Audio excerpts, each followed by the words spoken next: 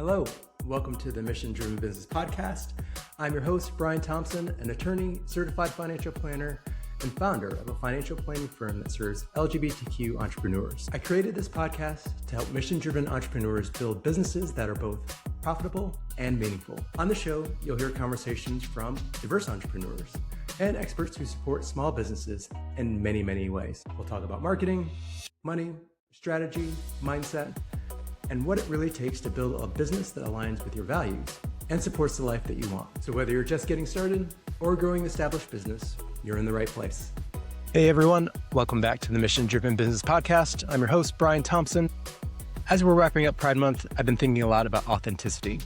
Not just authenticity in our identities or our relationships, but authenticity in how we build our businesses. If you listened to this podcast before, for any length of time, you know I love systems. I love planning, I love organization, I love efficiency. Give me a spreadsheet, a workflow, a checklist, or a process, and I'm a happy person.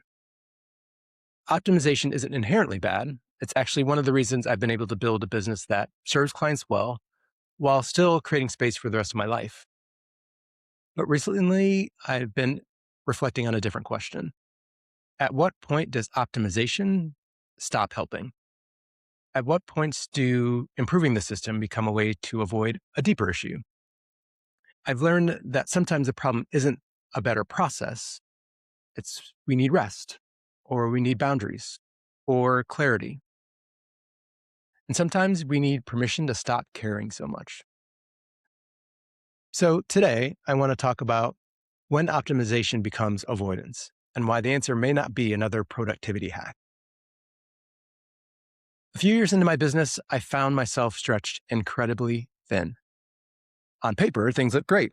The business was growing. I was writing for Forbes. I was speaking at conferences, and I was serving my clients well. I was building my reputation, and things seemed like there's opportunities around every corner. And I said yes to a lot of them. At the same time, I was navigating some very significant personal challenges, including a divorce. And what I didn't fully realize or appreciate was how much energy everything was taking. I kept thinking that if I could just get a little bit more organized, if I could streamline one more process, if I could just push through and get a little bit more efficient, then I'd finally feel caught up. And then I'd feel less stress and finally feel like I had enough capacity. But I wasn't dealing with an efficiency problem. I was dealing with a capacity problem. No amount of optimization could have created the emotional energy that I needed. No new system was going to solve my problems or my burnout. No workflow was going to replace the recovery that I needed. And eventually, I had to take a step back from everything. Literally everything. And in that pause, I learned something important. Sometimes my desire to optimize wasn't about improving the performance. It was about protecting myself from discomfort.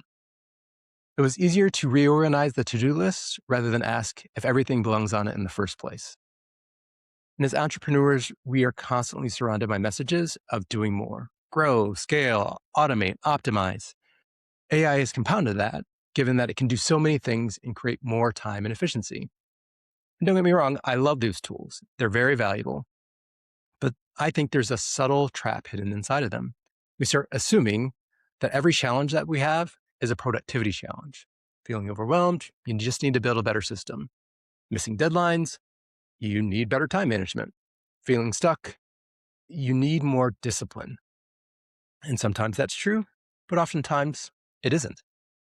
Sometimes we're just overwhelmed because we've taken on too much.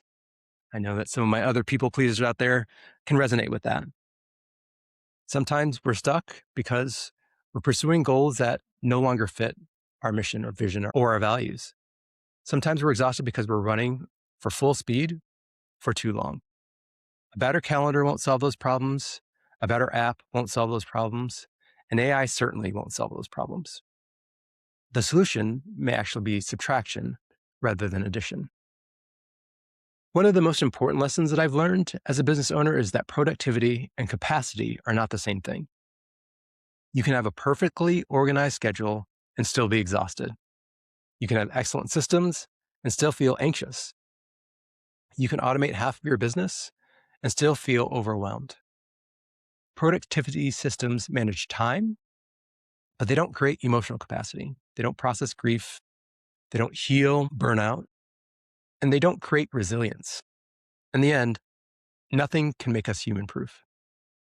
Many entrepreneurs are carrying far more than we visibly show on the outside: financial pressure, family responsibilities, health concerns, relationship challenges, the emotional weight of being responsible for employees and for clients.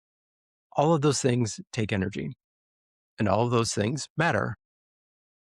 And sometimes the most compassionate thing that we can do is acknowledge the reality instead of trying to optimize our way around it. During Pride, I've been reflecting on how this shows up in the LGBTQ community as well. Many of us learned very early on that acceptance is often conditional.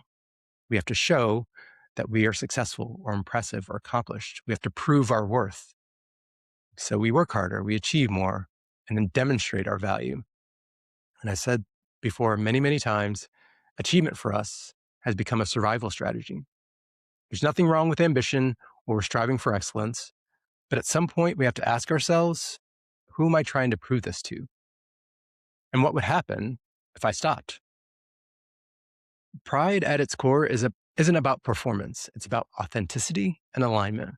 It's about living openly and honestly as yourself. It's about believing that you are enough as you are. And I think that lesson applies to entrepreneurship as well. Building a successful business isn't about becoming the most optimized version of yourself. It's about becoming the most authentic you can be and the best you that you can be. So here's what I've come to believe. Simplification is often more courageous than optimization. It's easier to add another strategy. It's harder to eliminate one. It's easier to create another offer. It's harder to focus on fewer things. It's easier to search for another productivity hack. And it's harder to admit that you're tired or overwhelmed or caring too much. When we simplify, we are forced to make decisions. We are forced to clarify what matters to us. We're forced to let go of those things that are good, but aren't essential. And sometimes that's really uncomfortable. But that's also where freedom lives. Some of the biggest breakthroughs I've experienced in business haven't come from adding more. They've come from removing things that no longer feel aligned to my mission, my vision, or my values. Doesn't make removal easier. Niching down to entrepreneurs was super scary, but doing that thing scared was well worth it. So here's a simple exercise I'd like you to try this week. Take out a piece of paper and answer these 3 questions. What am I trying hardest to optimize? Why does it feel so important? And what would simplification look like? Sit with the answers. Don't rush them. You may discover that the thing you've been trying to improve doesn't need improvement at all. It may need less attention. As entrepreneurs, we're often taught that growth comes by doing more, but sometimes growth comes from trusting ourselves enough to do less. Sometimes the next step isn't another system, it's a boundary. It's clarity, it's authenticity, and alignment. And sometimes it's simply recognizing that you don't have to earn your worth through constant productivity. Thank you for joining me on this episode of the Mission Driven Business Podcast. If this conversation resonated with you, I'd love for you to share it with another entrepreneur who may need permission to slow down, simplify, and trust themselves a little more. Until next time, stay mission driven, stay authentic, and keep building a business and a life that actually supports the person you're becoming. Thank you for listening to the Mission Driven Business Podcast. I'm your host, Brian Thompson. If you enjoyed today's episode, make sure to subscribe on Spotify, Apple, or wherever you get your podcast. And if you know another entrepreneur who could benefit from this conversation, please share it with them. Until next time, keep building a business that creates both profit and purpose.